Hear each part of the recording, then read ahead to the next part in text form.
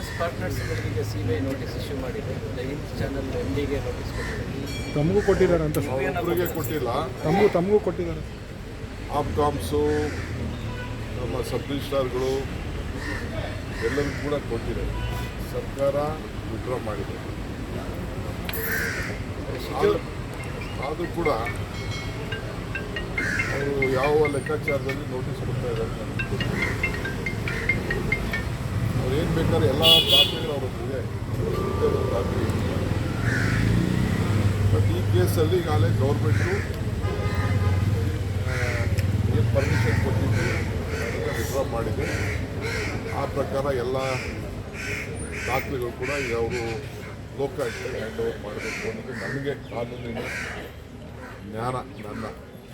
ನಾನೇನು ಲಾಯರ್ ಅಲ್ಲ, ಆದರೂ ಕೂಡ ನನ್ನ ಕಾನೂನಿನ ಅರಿವಿನಲ್ಲಿ ನನಗೆ ಅರಿವಾಗ್ತದೆ. ನಾನೆಲ್ಲ ಲೋಕಾಯುಕ್ತಕ್ಕೆ ಕೊಡಬೇಕು ಅಂತ ಲೆಕ್ಕಾಚಾರ. ಬಟ್ ಈಗ ಹರಾಸ್ಮೆಂಟ್ ಮಾಡಲಿಕ್ಕೆ ಅಲ್ಲಿರೋಂಥ ಭಾಳ ದೊಡ್ಡ ಜನ ಇದ್ದಾರೆ.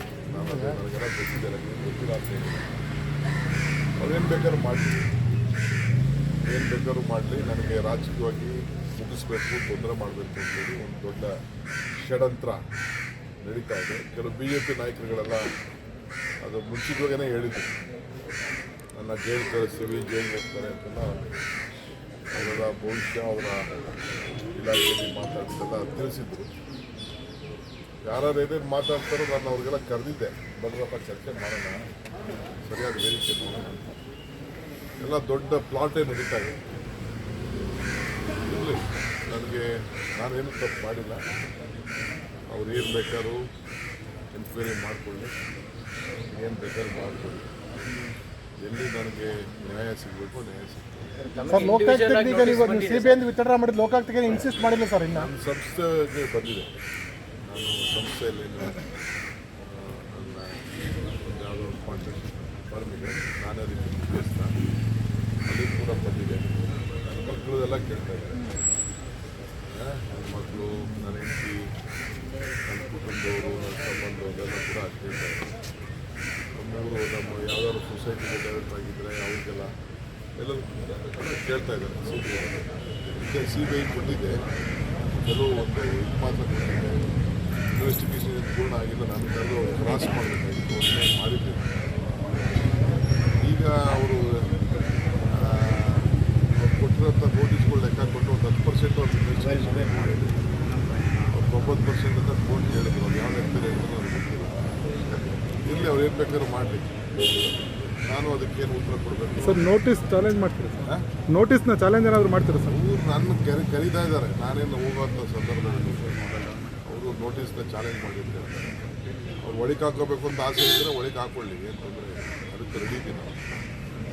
ಸಿಜು ಅವರು ಹೇಳಿದ್ರು, BJP ಗೌರ್ಮೆಂಟ್ ಇದ್ದಾಗಲೂ ಇದು ಆಗಲೇ ನಾವು ದಾಖಲೆಗಳೆಲ್ಲ ಕೊಟ್ಟಾಗಿದೆ. ಲೋಕಸಭೆ ಸಿಜು ಅವರು ಕೂಡ ರಿಯಾಕ್ಟ್ ಮಾಡಿದ್ದಾರೆ. ಜೈ ಹಿಂದ್. ಈಗ ಮತ್ತೆ ಪುನಃ ಇದನ್ನೇ ಕೇಳ್ತಾ ಇದ್ದಾರೆ. ನೋಡೋಣ, ಅವ್ರು ಏನು ಮಾಡ್ತಾರೋ ಮಾಡ್ಕೊಳ್ಳಿ. ಸರ್, ನಿಮ್ಮ ಕೆಲವು ಸಚಿವರನ್ನ ಈಗ ಲೋಕಸಭೆ ಚುನಾವಣೆಯನ್ನು ಕಂಟೆಸ್ಟ್ ಮಾಡೋಬೇಡ ಪಾರ್ಟಿ ಹೈಕಮಾಂಡ್ ಇನ್ಸಿಸ್ಟ್ ಮಾಡಿದೆ ಸರ್. ಎಲ್ಲ ಸುಳ್ಳು. ನಾನಿನ್ನ ವರದಿನೇ ಕೊಟ್ಟಿಲ್ಲ. ಅವರು ನನ್ನ ವರದಿ ಕೇಳಿದ್ದಾರೆ. 4ನೇ ತಾರೀಕು ಮೀಟಿಂಗ್ ಇದೆ. ಯಾವ ಸಚಿವರ ಬಗ್ಗೆ ನಾವು ಮಾಡಿ ಬಿಡಿ ಅಂತ ಏನು ಮಾತಾಡಿಲ್ಲ. ನಾವು ಮಿನಿಸ್ಟರ್ಸ್ಗೆ ಇನ್ಚಾರ್ಜ್ ಹಾಕಿದೆ. ಅವರೆಲ್ಲ ಕೆಲವೆಲ್ಲ ರಿಪೋರ್ಟ್ಗಳು ಕೊಟ್ಟಿದ್ದಾರೆ. 4ನೇ ತಾರೀಕು ನಾನು ಸಿದ್ದರಾಮಯ್ಯವ್ರನ್ನ ನನ್ನ ಭೇಟಿ ಬಂದಿದ್ದಾರೆ. ನಾವಿಬ್ಬರು ಹೋಗ್ತಾ ಇದ್ದೀವಿ. ಹೋಗಿ ಅಲ್ಲೇನೋ ಒಂದು ಗೈಡ್ಲೈನ್ ಫೈನಲೈಸ್ ಮಾಡ್ತಾರೋ ಆ ಗೈಡ್ಲೈನ್ ಪ್ರಕಾರ ನಾವೆಲ್ಲ ಕೆಲಸ ಮಾಡ್ತೀವಿ. ಇವೆಲ್ಲ ನೀವು ಯಾವುದೋ ಒಂದು ಮಾಧ್ಯಮದಲ್ಲಿ ಬಂದಿದೆ, ಅದೆಲ್ಲ ಸುಳ್ಳದು. ಮಾಧ್ಯಮದಲ್ಲಿ ಬಂದಿರೋದೆಲ್ಲ ನಾವು ಯಾವ ಸಚಿವರ ಬಗ್ಗೆನೂ ಮಾತಾಡ್ತೀವಿ. ಪಾರ್ಟಿ ಅಲ್ಟಿಮೇಟ್ಲಿ ಪಾರ್ಟಿ ಏನು ಹೇಳ್ತಾರೆ ಎಲ್ಲರೂ ಕೇಳ್ತಾರೆ. ಈಗ ಯಾವುದೂ ಆ ಪ್ರಪೋಸಲ್ ಏನಿದೆ ಅದನ್ನು ನಾನು ಅವರು ಗೌಪ್ಯವಾದಂಥ ಕೆಲವು ಲೆಟರ್ಸ್ ಕೊಟ್ಟಿದ್ದಾರೆ, ಇನ್ಫಾರ್ಮೇಷನ್ ಕೊಟ್ಟಿದ್ದಾರೆ. 10ನೇ ತಾರೀಕು ನಾನು ಮೀಟಿಂಗ್ ಕರೆದಿದ್ದೀನಿ. ಬೆಳಗ್ಗೆ ಎಲ್ಲ ನಮ್ಮ MLAಸು, ಡಿಫೆನ್ಸ್ ಕ್ಯಾಂಡಿಡೇಟ್ಸ್ ಕೆಲವ್ರನ್ನ, ಮಧ್ಯಾಹ್ನ ಕೆಲವ್ರನ್ನ ಮತ್ತು ನಮ್ಮ ಬ್ಲಾಕ್ ಅಧ್ಯಕ್ಷರುಗಳು ಕರೆದಿದ್ದೀನಿ. 2 ತಂಡ ಮೀಟಿಂಗ್ ಕರೆದಿದ್ದೀನಿ. ಆ ಮೀಟಿಂಗಲ್ಲಿ ಚೀಫ್ ಮಿನಿಸ್ಟ್ರು ಪಾರ್ಟಿಸಿಪೇಟ್ ಮಾಡ್ತಾರೆ ಮತ್ತು ನಮ್ಮ ಡೈಲಿ ಲೀಡರು ಪಾರ್ಟಿಸಿಪೇಟ್ ಮಾಡ್ತಾರೆ.